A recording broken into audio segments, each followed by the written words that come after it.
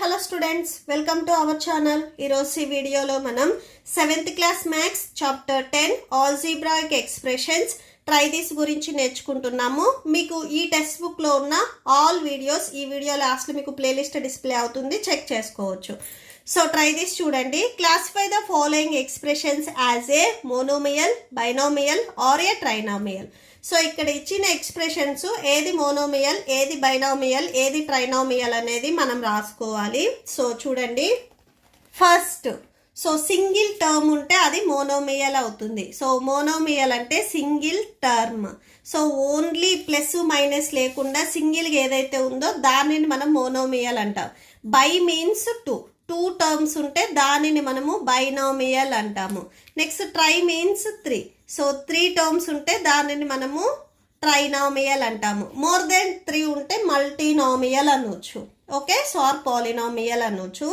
So చూడండి, first term ఇక్కడ మీకు ఏది ఇచ్చారు, ఏ ఇచ్చారు. సో ఈ ఏ వచ్చేసరికి సింగిల్గా ఉంది, దీనికి ప్లస్ కానీ మైనస్ కానీ అంటే ఇంకో టర్మ్స్ ఏమీ యాడ్ అవ్వలేదు, సింగిల్గా ఉంది కాబట్టి సో ఇది మీకు మోనోమియల్ అవుతుంది. సో ఇక్కడ రాసుకోండి, మోనోమియల్. నెక్స్ట్ సెకండ్ వన్ వచ్చేసరికి ఏ ప్లస్ బి టర్మ్ ఉంది.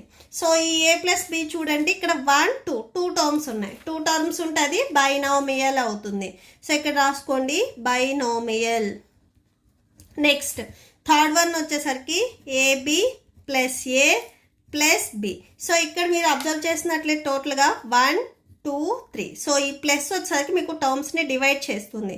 1 2 3. సో టోటల్గా 3 టర్మ్స్ ఉన్నాయి. 3 ఉంటే trinomial. Okay, so next expression చూడండి, ఏబి ప్లస్ ఏ ప్లస్ బి మైనస్ 5. సో ఇది ఇచ్చారు మీకు ఫోర్త్ వన్. సో ఇక్కడ చూడండి 1 2 3 4 టోటల్గా 4 టర్మ్స్ ఉన్నాయి. 4 టర్మ్స్ ఉంటే మీరు మల్టీనామియల్ అని రాసుకోవచ్చు. Okay, so multinomial. సో అంటే అబౌవ్ 3 ఉంటే మనము మల్టీనామియల్ అని రాసుకోవచ్చు. అండ్ నెక్స్ట్ ఎక్స్ప్రెషన్ వచ్చేసరికి XY. సో XY ఇక్కడ ఓన్లీ 1 టర్మే ఉంది. సో ప్లస్ కానీ మైనస్ కానీ ఏమీ లేదు. సో సింగిల్ టర్మ్ ఉంది కాబట్టి ఇది మోనోమియల్ అవుతుంది. సో ఇక్కడ రాసుకోండి, monomial. Next XY plus 5. XY plus 5. So ఇక్కడ చూడండి ప్లస్ ఉంది. సో ఇది 1 2 టోటల్గా 2 టర్మ్స్ ఉన్నాయి. 2 టర్మ్స్ ఉంటే బైనామియల్ అవుతుంది. సో ఇక్కడ రాసుకోండి, బైనామియల్. నెక్స్ట్ వన్ వచ్చేసరికి 5x² minus x plus 2. Total ఇక్కడ టర్మ్స్ చూడండి ఎన్ని ఉన్నాయి, 1 2 3. సో 3 టర్మ్స్ ఉన్నాయి. 3 టర్మ్స్ ఉంటే అది ట్రైనామియల్ అవుతుంది, ట్రైనామియల్.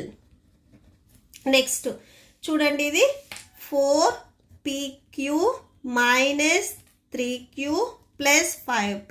సో ఇక్కడ ఎన్ని టర్మ్స్ ఉన్నాయి, 1 2 3. టోటల్గా 3 టర్మ్స్ ఉన్నాయి. సేమ్ ట్రైనామియల్ అవుతుంది, ట్రైనామియల్.